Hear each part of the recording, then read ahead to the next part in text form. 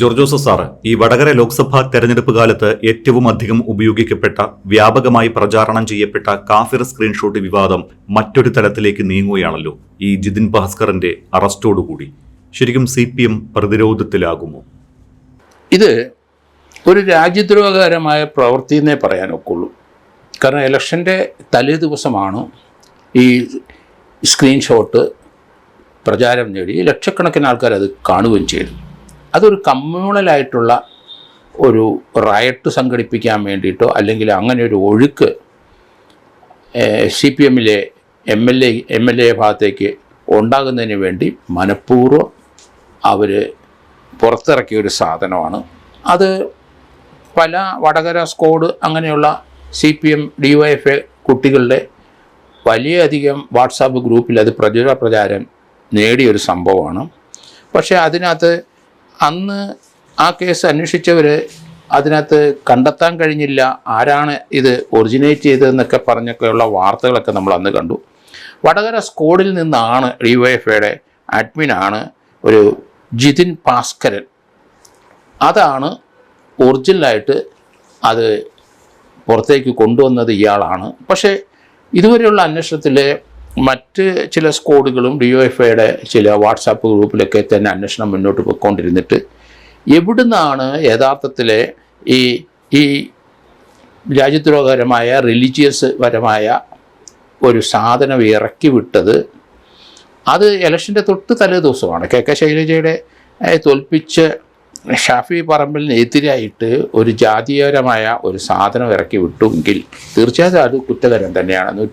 IPCയിലെ 153A പ്രകാരം promoting enmity between two different religious group എന്ന് പറയേണ്ടി വരും. അതാണ് യഥാർത്ഥത്തിലുണ്ടായത്.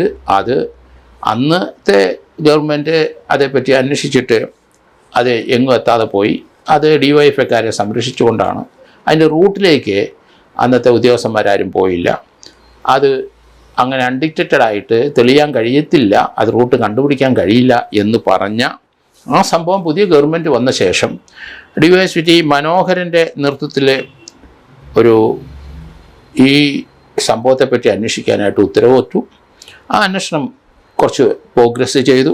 അന്നേരമാണ് ജിതിൻ ഭാസ്കരൻ എന്ന ഒരാളുടെ അയാളുടെ വാട്സാപ്പിൽ DYFAയുടെ പ്രവർത്തകനാണ്, അയാളുടെ വാട്സാപ്പ് ഗ്രൂപ്പിൽ നിന്നാണ് അയാളാണ് ഇത് സൃഷ്ടിച്ച് പുറത്തേക്ക് വിട്ടത് എന്ന് കണ്ടെത്തി കഴിഞ്ഞിട്ടുണ്ട്. അതെന്തായാലും നല്ലൊരു നീക്കമാണ്. ഇതുപോലെയുള്ള രാഷ്ട്രീയത്തിലെ ഇതുപോലെയുള്ള വർഗീയ ചേരിതിരിവും ജാതിപരമായ ചേരിതിരിവുമൊക്കെ സൃഷ്ടിക്കുന്ന DYFA പോലെയുള്ള ആ കുട്ടികൾ ജനാധിപത്യ മര്യാദ ലംഘിച്ചുകൊണ്ട് നടത്തുന്ന കാര്യങ്ങളിലേക്ക് അന്വേഷണം വന്നു. ഇപ്പം അങ്ങനെയൊന്നും ഈ രാജ്യത്ത് ഒരു ആൾക്കാരെ പറ്റിച്ചുകൊണ്ടോ ചീറ്റ് ചെയ്തുകൊണ്ടൊന്നും രാഷ്ട്രീയം കെട്ടിപ്പിടിക്കാൻ കഴിയില്ല. മലയാളികൾ അത് മനസ്സിലായി. ഇതേ രീതിയിലുള്ള പ്രവർത്തനം തന്നെയാണ്, വ്യത്യസ്തമായ ഈ രീതിയിലുള്ള കുതന്ത്രങ്ങൾ ഇറക്കി വിട്ടിട്ട് ആണ് ആ പാർട്ടിയിലെ നേതാക്കന്മാർ അതിനെ നയിച്ചുകൊണ്ട് പോകുന്നത്. അത് കേരളത്തിന് ഇനി വിലപ്പോകില്ല എന്ന് ഇപ്പോഴത്തെ ഇലക്ഷൻ റിസൾട്ട് കൊണ്ടൊക്കെ നമുക്ക് മനസ്സിലായിട്ടുണ്ട്. അതുകൊണ്ട് രാഷ്ട്രീയ പാർട്ടികൾ ആരായാലും സത്യവും നീതിയും വിട്ട് നിങ്ങൾ പോകരുത്. നിങ്ങളുടെ അണികളിൽ തന്നെ ഉള്ളവരാണ് കുറ്റം ചെയ്തെങ്കിൽ ആ കുറ്റം ചെയ്ത് തൻ്റെ അണികളാണ് എന്നുള്ള വസ്തുത സത്യം വിളിച്ചു പറയാൻ കഴിവുള്ളവരായിരിക്കും രാഷ്ട്രീയത്തിൻ്റെ വരുന്നവർ. അവരെ അടക്കി നിർത്തേണ്ട ഉത്തരവാദിത്വം ഈ നേതാക്കന്മാർക്കാണ്. അതുകൊണ്ട് അവരുടെ ഭാഗത്തുനിന്ന് കുട്ടികൾ ഈ രീതിയിലുള്ള രാജ്യദ്രോഹകരമായ തെറ്റുകൾ ചെയ്തിട്ടുണ്ടെങ്കിൽ അത് പ്രോത്സാഹിപ്പിക്കാതെ അവരെ ആ നിയമത്തിന് മുമ്പിൽ അവരെ കൊണ്ടുവരാനും കൂടെ ശ്രമിക്കുന്നത് നല്ലതായിരിക്കും രാഷ്ട്രീയക്കാർക്ക്. സാർ, ഇവിടെ സാറ് സൂചിപ്പിച്ചതുപോലെ DYFI നേതാവ് റിബേഷ് രാമകൃഷ്ണന്റെ പേര് തുടക്കം മുതൽ കേസ് അന്വേഷിച്ച പോലീസിന് ലഭിച്ചതാണ്. എന്നാൽ ഇക്കാര്യത്തിൽ പിന്നീട് അന്വേഷണം മുന്നോട്ട് പോയില്ല. റിബേഷ് രാമകൃഷ്ണനിലേക്ക് അന്വേഷണം എത്തിയതോടെ പോലീസ് അന്വേഷണം നിലയ്ക്കുന്ന അവസ്ഥയുണ്ടാക്കി. വൈകാതെ കേസ് അവസാനിപ്പിക്കാൻ പോലീസ് ശ്രമവും തുടങ്ങി. പിണറായി സർക്കാരിന്റെ കാലത്ത് തന്നെ കേസ് അവസാനിപ്പിക്കാൻ അനുമതി തേടി പോലീസ് ഹൈക്കോടതിയെ സമീപിക്കുകയും ചെയ്തു. വിവാദം തങ്ങളിലേക്ക് തന്നെ തിരിച്ചടിച്ചപ്പോഴാണ് CPM സർക്കാർ ഈ ഒരു കേസ് അവസാനിപ്പിക്കാൻ ഒരുങ്ങുന്നത്. ഒടുവിൽ പോസ്റ്റിന്റെ ഉറവിടം കണ്ടെത്താനായില്ല എന്ന് പറഞ്ഞാണ് ഈ കേസ് അവസാനിപ്പിക്കാൻ പോലീസ് തയ്യാറാകുന്നത്. അന്ന് കേസ് അന്വേഷിച്ച പോലീസ് ഈ കേസ് അട്ടിമറിക്കാനാണോ അപ്പോൾ യഥാർത്ഥത്തിൽ ശ്രമിച്ചത്? അങ്ങനെ ശ്രമിച്ചിട്ടുണ്ട് എങ്കിൽ ആ പോലീസുകാർക്കെതിരെ നടപടി വേണ്ടേ? തീർച്ചയായിട്ടും അത് അട്ടിമറിക്കപ്പെട്ടതാണ്. പോലീസിന് കണ്ടുപിടിക്കാൻ പറ്റുന്ന കേസുകളൊക്കെ കണ്ടുപിടിക്കണ്ടേ. അതിൻ്റെ അത് രാഷ്ട്രീയവും ജാതിയും മതവും ഒന്നും നോക്കാൻ പാടില്ല. അത് ഏത് ഉദ്യോഗസ്ഥനായത് ഏത് ലെവലിലുള്ള കോൺസ്റ്റബിൾ മുതൽ DGP വരെയുള്ളവർ ഭരണഘടന അനുസരിച്ചാണ് അവർ ജോലി ചെയ്യുന്നത്. രാഷ്ട്രീയമായ ഐഡിയ വെച്ചിട്ട് ആ രീതിയിൽ കേസ് അന്വേഷണം വികലമാക്കി നടത്തുന്ന കുറേയധികം ആൾക്കാർ പോലീസിലുണ്ട്, എല്ലാ രംഗത്തും ഉണ്ട്, അതുവരെ പോലീസിലുമുണ്ട്. അവർ തീർച്ചയായിട്ടും ഇങ്ങനെയുള്ള ഭരണഘടനാപരമായി ഒരു അന്വേഷണം സത്യസന്ധമായിട്ട് നടത്തേണ്ടവർ, പ്രത്യേകിച്ച് കോടതിയിൽ അത് ട്രയൽ വരുന്നതാണ്. തെറ്റായ ആളെ അറസ്റ്റ് ചെയ്യുകയും അന്വേഷണം തെറ്റായ മാർഗത്തിലേക്ക് ചലിപ്പിക്കുന്ന ഇതുപോലെയുള്ള ഉദ്യോഗസ്ഥന്മാർ ഭരണം മാറിയാലും മാറിയില്ലെങ്കിലും ശരി, അവർക്കെതിരായിട്ട് നടപടിയെടുക്കാൻ അവരുടെ മേലധ്യക്ഷർ റെക്കമെൻഡ് ചെയ്യണം. അതുപോലെ ഈ കേസ് തെളിവിലേക്ക് കൊണ്ടുവരാതെ അവർ ഗവൺമെൻറ് അല്ലെങ്കിൽ ഇടതുപക്ഷ ഗവൺമെൻറ് അല്ലെങ്കിൽ DYFI ഐഡിയോളജിക്കാരെ സഹായിക്കത്തക്ക രീതിയിൽ DYSP പോയിട്ടുണ്ടെങ്കിൽ ഉണ്ടെന്നാണ് ഇപ്പം പറയുന്നത്. തീർച്ചയായിട്ടും അയാൾ സർവീസിലുണ്ടെങ്കിൽ അയാളുടെ സർവീസിൽ അയാൾക്ക് ഡിസിപ്ലിനറി നടപടി അടിയന്തരമായിട്ട് എടുക്കണം. അയാൾ റിട്ടയർ ചെയ്തിട്ടുണ്ടെങ്കിൽ ശരി, അയാൾക്ക് ഈ ഒരു കാര്യത്തിന് ഒരു കുറ്റച്ചാർജ് കൊടുത്തിട്ട് പെനാൽറ്റി ഇമ്പോസ് ചെയ്യണം എന്ന് തന്നെയാണ് ഞാൻ പറയുന്നത്. സാർ, ഈ വടകര സ്ക്വാഡ് എന്ന ഗ്രൂപ്പിലേക്ക് സ്ക്രീൻഷോട്ട് പങ്കുവെച്ചത് റിബേഷ് രാമകൃഷ്ണൻ എന്ന DYFI നേതാവായിരുന്നു. എന്നാൽ റിബേഷിന് ആദ്യം ഇത് അയച്ചു കൊടുത്തത് ജിതിനാണ് എന്നാണ് കണ്ടെത്തൽ. ഇത് സംബന്ധിച്ച് പല പരിശോധനകൾക്കൊടുവിലാണ് അന്വേഷണ സംഘം ജിതിനിലേക്ക് എത്തുന്നത്. അതുകൊണ്ട് തന്നെ ജിതിന് എവിടെ നിന്ന് ഈ സ്ക്രീൻഷോട്ട് ലഭിച്ചു എന്നത് സംബന്ധിച്ച് വിശദീകരണം നൽകേണ്ടത് ജിതിൻ തന്നെയാണ്. ജിതിനെ കൊണ്ട് സത്യം പറയിക്കുമോ അന്വേഷണ സംഘം? ഇല്ല, അത് എവിടെ നിന്ന് ലഭിച്ചാലും ശരി, അയാളുടെ സോഷ്യൽ മീഡിയയിലാണല്ലോ അയാളുടെ ഈ വാക്കുകൾ പുറത്തേക്ക് വന്നത്. അപ്പോൾ അയാൾ തന്നെ സൃഷ്ടിച്ച് വിട്ടതല്ലേ. അതിന് വേറെ പിന്നിലോട്ട് അന്വേഷണം പോകേണ്ട ഒരു ആവശ്യമുണ്ടെന്ന് എനിക്ക് തോന്നണില്ല. അല്ലെങ്കിൽ അയാൾ പറയണമല്ലോ. അയാൾ പറയാത്തിടത്തോളം കാലം അത് സൃഷ്ടിച്ച് വിട്ട് അയാളുടെ അയാൾക്ക് ഒരു വ്ളോഗായിട്ട്, അല്ലെങ്കിൽ തീർച്ചയായിട്ടും അയാൾ കുറേ നാളുകളായിട്ട് ഈ സോഷ്യൽ മീഡിയയിൽ പ്രവർത്തിക്കുന്ന ആൾക്കാരാണ്. അപ്പോൾ അതിനകത്ത് അയാളുടെ ആ സോഷ്യൽ മീഡിയയിൽ അത് ഒറിജിനേറ്റ് ചെയ്തിട്ടുണ്ടെങ്കിൽ അതിനകത്ത് ഇനി വേറെ അന്വേഷിക്കേണ്ടി വന്നില്ല. അയാളെ ഫിക്സ് ചെയ്ത് അയാളെ രാജ്യദ്രോഹത്തിനെതിരായിട്ട് ചാർജ് ഷീറ്റ് കൊടുക്കണം. 153A അല്ലെന്നുണ്ടെങ്കിൽ 196 BNS പ്രകാരം ചാർജ് ഷീറ്റ് കൊടുക്കണം അടിയന്തരമായിട്ട്. സാർ, നേരത്തെ പറഞ്ഞതുപോലെ ഈ ജിതിന്റെ അറസ്റ്റോടെ CPM-ന് മേൽ പ്രതിരോധമേറുകയാണ്. കാഫിർ സ്ക്രീൻഷോട്ട് നിർമ്മിച്ച് പ്രചരിപ്പിച്ച് ആ കുറ്റം ലീഗ് പ്രവർത്തകന്റെ തലയിലിടാൻ ശ്രമിച്ചുവെന്നാണ് UDF നേതൃത്വം തുടക്കം മുതൽ പറയുന്നത്. UDFന്റെ വാദഗതികൾക്ക് മേൽക്കൈ നൽകുന്നതല്ലേ ഇപ്പോൾ SITയുടെ കണ്ടെത്തലും ഈ അറസ്റ്റുമൊക്കെ?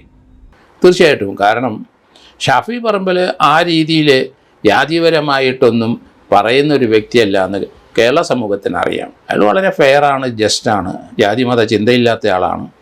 അപ്പോൾ അയാളെ ജാതി പറഞ്ഞ് വോട്ട് പിടിക്കാൻ ശ്രമിക്കുന്നു എന്ന രീതിയിൽ സൃഷ്ടിച്ച് വിട്ട അത് ശൈലജ ടീച്ചർക്ക് സഹായമായിരിക്കും എന്ന് കരുതിയാണ് DYFIക്കാർ ഇങ്ങനെയുള്ള സൃഷ്ടിച്ചു വിടുന്നത്. അതാണ് ഞാൻ പറയുന്നത്, രാജ്യദ്രോഹ പ്രവർത്തനമാണ് ആ കാണിക്കുന്നത്. ജാതിപരമായിട്ട് ഉള്ള ഇതുപോലെയുള്ള ജൽപ്പനങ്ങൾ സോഷ്യൽ മീഡിയയെ കൊണ്ട് പറഞ്ഞു പരത്തി വോട്ട് മറിക്കാൻ ശ്രമിക്കുന്നവന്മാരെ ഒരു തരത്തിലും വിടാൻ കഴിയില്ല. അവന്മാർക്കെതിരായിട്ട് അതിശക്തമായ നടപടി വേണം. തീർച്ചയായിട്ടും അവരെ കുറ്റച്ചാർജ് അടിയന്തരമായിട്ട് കൊടുക്കുകയും ചെയ്യണം. റിമാൻഡിൽ തന്നെ അവരെ ഇട്ടിട്ട് അവരെ ട്രയൽ നടത്തണം. ഇങ്ങനെയുള്ളവർക്കൊന്നും ഒരു കാരണവശാലും ഏത് പാർട്ടിയുടെ അണികളായാലും ശരി അവരെ നമുക്ക് ക്ഷമിക്കാൻ കഴിയില്ല. അങ്ങനെയുള്ള വികലമായ ഐഡിയോളജി വെച്ച് നടക്കുന്നവരൊന്നും രാഷ്ട്രീയത്തിൽ ഇറങ്ങി വരാൻ, നേതൃസ്ഥാനത്തേക്ക് വരാനും കഴിയില്ല. അവരെയൊക്കെ ശിക്ഷിപ്പിച്ച് ജയിലിൽ ഇടേണ്ടതിൻ്റെ സമയമായി എന്നാണ് നമ്മൾ മനസ്സിലാക്കേണ്ടത്. സാർ, ഇവിടെ ഈ കേസിൽ ഇതുവരെ 9 CPM പ്രവർത്തകരെ SIT ചോദ്യം ചെയ്തിട്ടുണ്ട്. കൂടുതൽ അറസ്റ്റ് ഉണ്ടാകുകയാണ് എങ്കിൽ അത് CPM-നെ കൂടുതൽ പ്രതിരോധത്തിലാക്കുമോ? തീർച്ചയായിട്ടും. അതൊക്കെ CPM-ൻ്റെ നേതാക്കന്മാരുടെ ഭാഗത്തുനിന്ന് അവർ ഇതിനെ പ്രോത്സാഹിപ്പിച്ചുകൊണ്ടിരിക്കുകയല്ലേ. ഇതുവരെ ആ കേസുമായിട്ട് ബന്ധപ്പെട്ട് 9 പേരെ ചോദ്യം ചെയ്ത് കഴിഞ്ഞിട്ടുണ്ട്.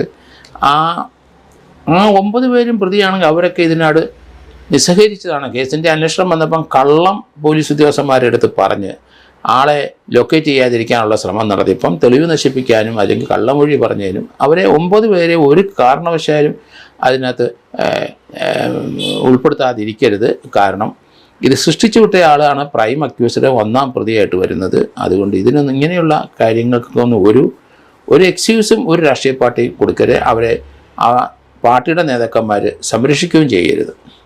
സാറേ, ഈ 2024 ലോക്സഭാ തെരഞ്ഞെടുപ്പ് കാലത്താണ് വടകരയിലെ UDF സ്ഥാനാർത്ഥി ഷാഫി പറമ്പിൽ 5 നേരം നിസ്കരിക്കുന്ന ദീനിയായ ചെറുപ്പക്കാരനാണ് എന്നും എതിർ സ്ഥാനാർത്ഥി മറ്റേതോ കാഫിറായ സ്ത്രീയാണ് എന്നും ആർക്കാണ് നമ്മൾ വോട്ട് ചെയ്യേണ്ടത്, നമ്മളിൽ പെട്ടവനല്ലേ, ചിന്തിച്ചു വോട്ട് ചെയ്യൂ എന്നൊക്കെ എഴുതിയ ഒരു സ്ക്രീൻഷോട്ട് പ്രചരിക്കുന്നത്. ഇത് വലിയ രാഷ്ട്രീയ ചർച്ചകൾക്കും വിവാദങ്ങൾക്കും ഇടയാക്കിയതുമാണ്. ലക്ഷ്യമിട്ടത് ഷാഫിയാണ് എങ്കിലും ഇപ്പോൾ സത്യം ജയിക്കുന്ന അവസ്ഥയിലേക്ക് കാര്യങ്ങൾ എത്തുന്നുണ്ട്. ഇത് ഷാഫിക്ക് കൂടുതൽ മൈലേജ് ഉണ്ടാക്കില്ലേ? തീർച്ചയായിട്ടും ഇത് ഷാഫി പറമ്പിലിന് ഗുണകരം തന്നെയാണ്. കാരണം അദ്ദേഹത്തിന് കുറേ ആൾക്കാരെ അവശേഷിച്ചിട്ടുണ്ടാവും. എങ്കിലും കെ ശൈലജയുടെ ഈ രീതിയിലുള്ള അറിവോട് കൂടിയിട്ട് തന്നെയാണ് ഡിവൈക്കാർ. അന്നൊക്കെ അവരത് നിഷേധിച്ച് പറയണമായിരുന്നല്ലോ. അങ്ങനെ ഒരിക്കലും ഷാഫി പറമ്പിൽ പറയില്ല. പ്രത്യേകിച്ച് ഇലക്ഷൻ്റെ തലേദിവസമാണ് ഈ ഇത് ഇറക്കി വിട്ടതെന്ന് നമ്മൾ ആലോചിക്കണം. അതുകൊണ്ട് അവർക്ക് തീർച്ചയായിട്ടും ഇതിനകത്ത് മനസ്സറിവുണ്ടാവും. കാരണം ഇങ്ങനെ ഒരു വാർത്ത കണ്ടപ്പം അത് അവരെ ജയിപ്പിക്കാൻ വേണ്ടി ഡിവൈഎഫ്ഐക്കാർ സൃഷ്ടിച്ചു വിട്ടതാണെന്ന് അവർക്കറിയാമല്ലോ. അത് ബദലായി തീർച്ചയായിട്ടും ഒരു പ്രസ്താവന അവരെ ഇറക്കുന്നെങ്കിൽ അവർക്ക് വോട്ട് കൂടുകയുള്ളൂ. ഈ രീതിയിലുള്ള ചിന്ത ശകലങ്ങളൊക്കെ പുറത്തു വിടുന്നത് കേരളത്തിന് ഈ വില പോവില്ല. ഇവിടെ ആൾക്കാർ ജസ്റ്റായിട്ട് ചിന്തിക്കാൻ പഠിച്ചു കഴിഞ്ഞു. ജാതി മത രാഷ്ട്രീയ ചിന്തകളില്ലാതെ വ്യക്തികളെ ആശ്രയിച്ച് വ്യക്തികളുടെ മഹിമ എന്താണെന്ന് മനസ്സിലാക്കി അവർക്ക് വോട്ട് ചെയ്യുന്ന ഒരു പ്രകൃതം തന്നെയാണ് ഇപ്പം കേരളത്തിൽ പൊതുവെ കണ്ടുവരുന്നത്. സാർ നേരത്തെ സൂചിപ്പിച്ചതുപോലെ ഒരു വർഗീയ ചേരിതിരിവ് എന്നതിനപ്പുറം രാജ്യദ്രോഹപരമായ ഒരു കേസ് കൂടിയാണ്. പ്രതികൾക്ക് എന്ത് ശിക്ഷ ലഭിക്കും ഈ ഒരു കേസിൽ? വർഗീയ വേർതിരിവിന് 3 വർഷത്തെ ശിക്ഷയാണ് 153A പ്രകാരം, അല്ലെങ്കിൽ 196 BNS വരെ പ്രകാരം. കാരണം ഇതിനകത്ത് ഡോക്യുമെൻ്ററി എവിഡൻസ് ഉണ്ടല്ലോ, ഡിജിറ്റൽ എവിഡൻസ് ഉണ്ടല്ലോ. അതുകൊണ്ട് അതിനകത്ത് ഉൾപ്പെട്ടവരും അത് സർക്കുലേറ്റ് ചെയ്തവർക്കൊക്കെ 3 വർഷത്തെ തടവും ഉണ്ട്. അതുകൂടാതെ ഒരു ഡിജിറ്റൽ എവിഡൻസിൻ്റെ അനുസരിച്ച് 66ഉം 67ൻ്റെ പരിധിയിലും വരും. അത് 10 വർഷം വരെ തടവാണ്. അപ്പം ഡിജിറ്റൽ 66ഉം ഡിജിറ്റൽ 67ഉം പ്രകാരമുള്ള കുറ്റവും കൂടെ അവർ ചെയ്തിട്ടുണ്ട്. കാരണം ഇതുപോലെ രാജ്യത്ത് ഒരു 2 വിഭാഗങ്ങൾ തമ്മിൽ പരസ്പരം അടിയുണ്ടാക്കാനും അവിടെ വർഗീയതകളെ സൃഷ്ടിക്കാനും വേണ്ടിയിട്ട് അവർ ഡിജിറ്റലിൻ്റെ സേവനം യൂസ് ചെയ്തിട്ടുണ്ടെങ്കിൽ അതിന് വേറെ സാക്ഷികളൊന്നും ആവശ്യമില്ല. അതുകൊണ്ട് 153 അല്ലെങ്കിൽ 196 BNS പ്രകാരമുള്ളതിൻ്റെ കൂടെ ആ ഡിജിറ്റൽ എവിഡൻസിൻ്റെ തീർച്ചയായിട്ടും 66ഉം 67ഉം വകുപ്പുകൾ ഇതിനകത്ത് ചേർക്കണം. അപ്പോൾ പൊതുവെ ഒരു 10 വർഷം വരെയുള്ള തടവ് ലഭിക്കാവുന്ന കുറ്റം തന്നെയാണ്. ഇതിന് അധികം സാക്ഷികളൊന്നും ആവശ്യമില്ല എന്ന് തന്നെയാണ് ഞാനും കരുതുന്നത്.